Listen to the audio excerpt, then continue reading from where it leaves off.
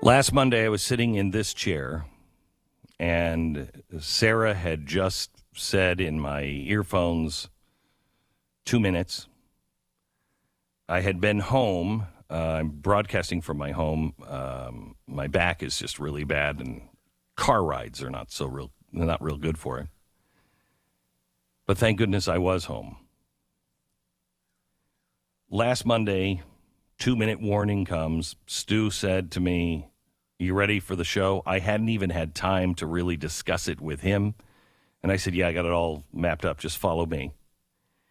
And that's when my wife came to the door of the studio here at our house and said, and she had the phone up. And then she collapsed on the floor in tears. And I ran out of the studio and grabbed her and held her up and said, what's wrong, honey? And she was holding the phone. She tried to tell me again, and she collapsed again, and she handed me the phone, and it was my mother-in-law. And I couldn't get very much out of her either. I just knew that Tanya's brother had passed. And last Monday morning, after spending Easter with the family, everybody thought it was fine. He got up at 3 o'clock in the morning. He was staying with my mom and dad, my Tanya's mom and dad. And he got up at 3 o'clock in the morning. He went into the office. He put everything together that the family might need. Took all of the things that his children and his wife would need, and left a note on the person who he's worked with for 30-some years on their desk, because they always come in first. Don't go upstairs, just call 911. And he killed himself.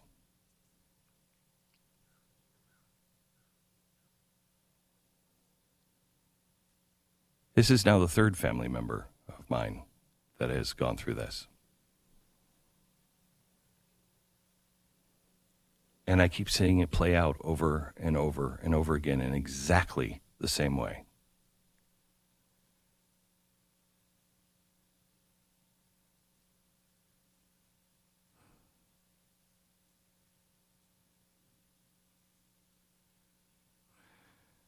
We had an immediate family member in my family that the police were called to my house I don't even know how long ago it was now, a few months ago. An attempt at suicide. The world is sick. We are sick.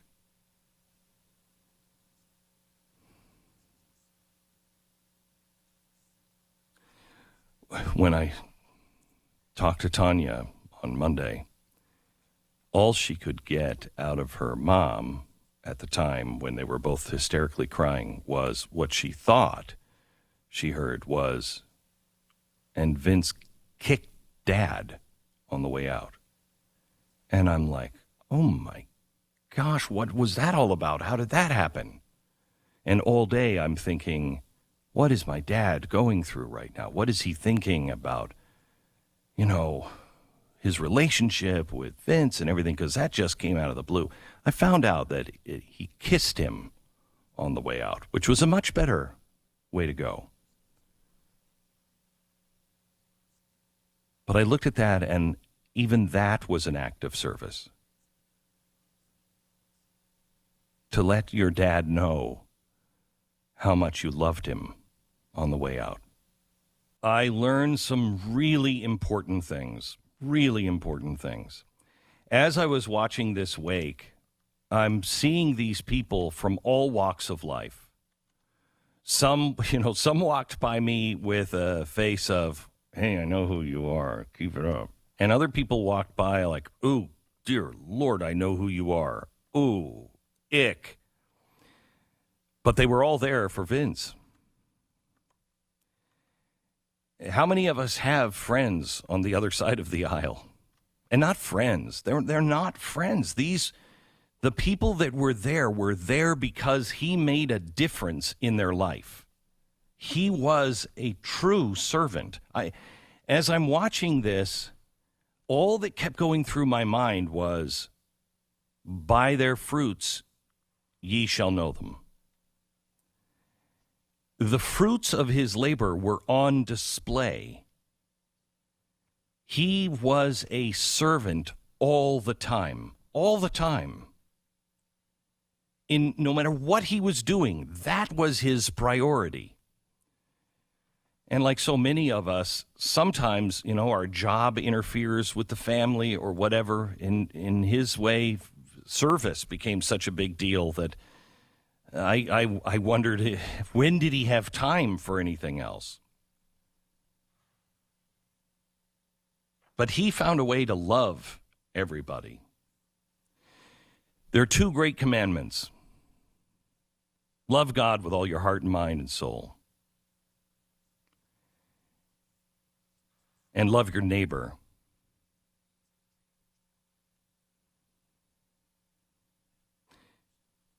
So those two great commandments boil down to love truth, because that's what God is.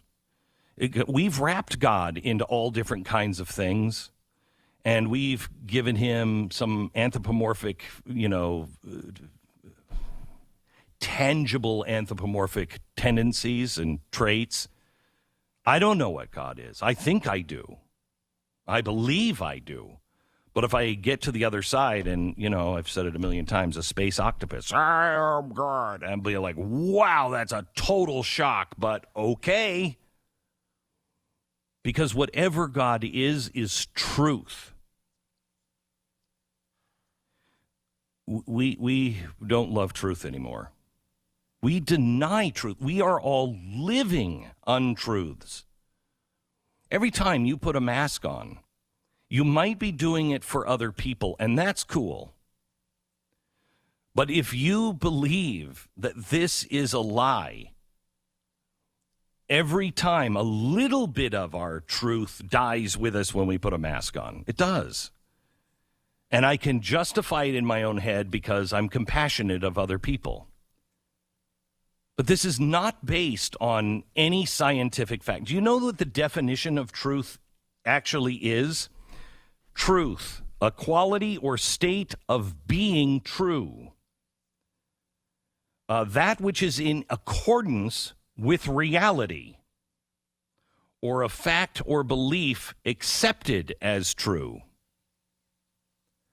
The last one's the only one murky. And it's always the last one you're like, okay, I think they were kind of pushing that. A quality of state of being true. That which is in accordance with reality.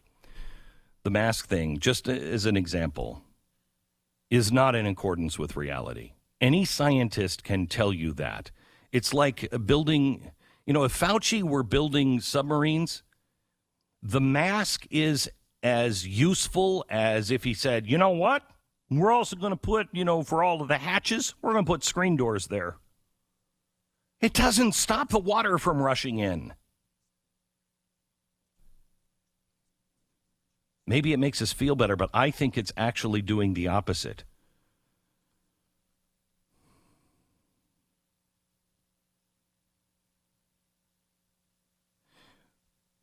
We have lost the sense of,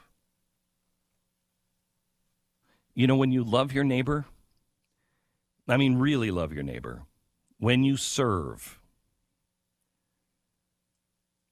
Saturday, we did a dinner for the family, and there were, I don't know, Italian families, it's like a mob gathering, except nobody's killing each other. Nobody's got a body in the trunk. And but it's just massive. Everybody is there. And it was my way of serving the family. And I had the best night. How many times have you done something for somebody else and you've come out and you don't know if they got anything out of it, but you kind of feel selfish in a way. You're kind of like, Wow. That's where joy comes from. Love thy neighbor. That's where joy comes from. The opposite of joy is despair, and that is the complete absence of hope. Hope is defined as a feeling or desire that things are going to happen. The second definition of hope is a feeling of trust. We don't have trust, and we're beginning to lose the feel that something good is going to happen. That was the American thing. We believed in the future. We believed a brighter day was just ahead of us. That's all but been destroyed in us. We are no longer Americans if we lose hope.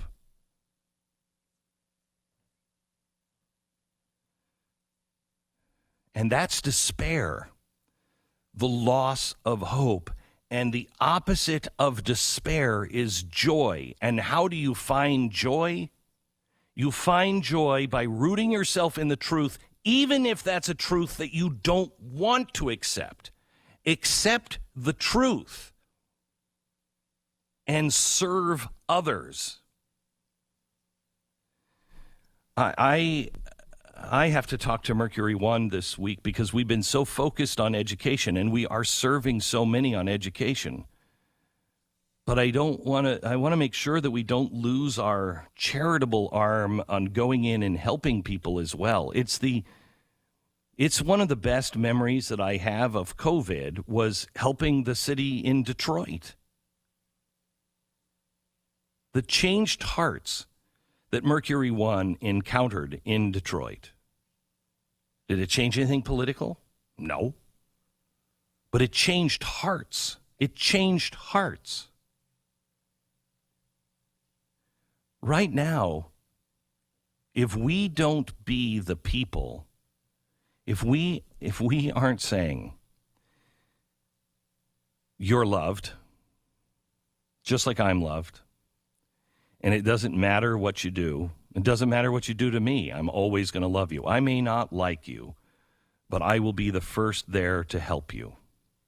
And I'm not there to help you because I'm trying to change your mind, I'm trying to win, or anything like that. I'm there because I believe family is the only thing that matters. And we're all family. We're all family. If you haven't repaired your family yet, you need to. And that doesn't mean that you have to take abuse. But the only way things will change is if we find a way back toward one another. And that is truth. And remember, you don't tell the truth per se. You are not required to tell the truth if it does more damage. You know, like, hey, I want you to know when I was a kid, I robbed you blind. Okay, it might make you feel better, but is that going to do more damage? You should tell the people and make restoration if you can, restitution. But just to tell people, oh, by the way, I was making out with your sister the whole time. Not a good idea. Not a good idea.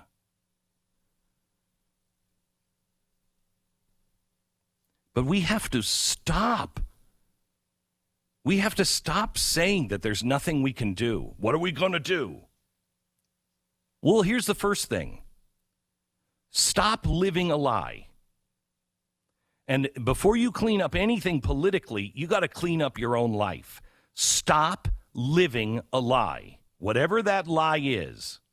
And it could be a lie that was given to you by your own family. I was known forever. I think I still am. I'm the stinky little brother whose room always stunk because I didn't put my clothes in the laundry and whatever. I'm the stinky little brother. That's who I am still to my sisters. Okay. But that's not who I am. Who are you? What do you believe? What do you stand for?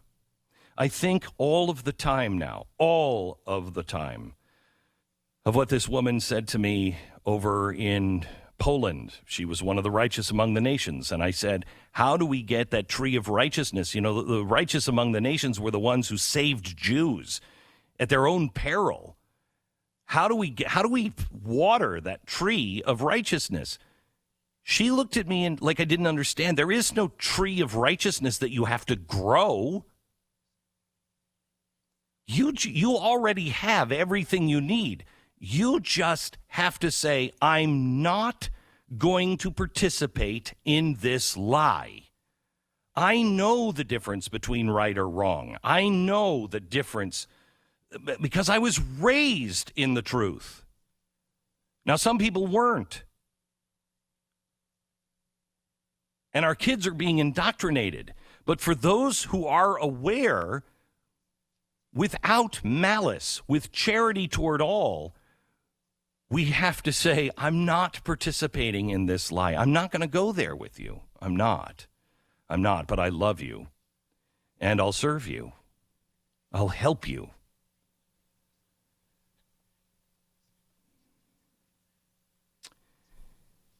I wish,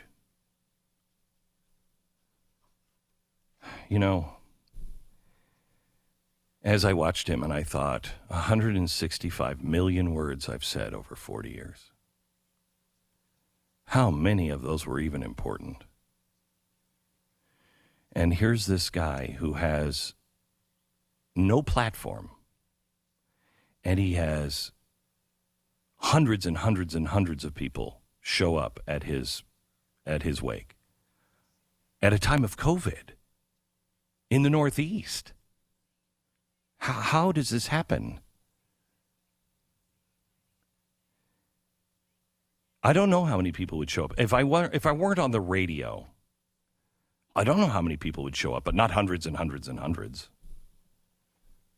I don't even know how many people would show up at my funeral, even though I am on the radio. I have no idea.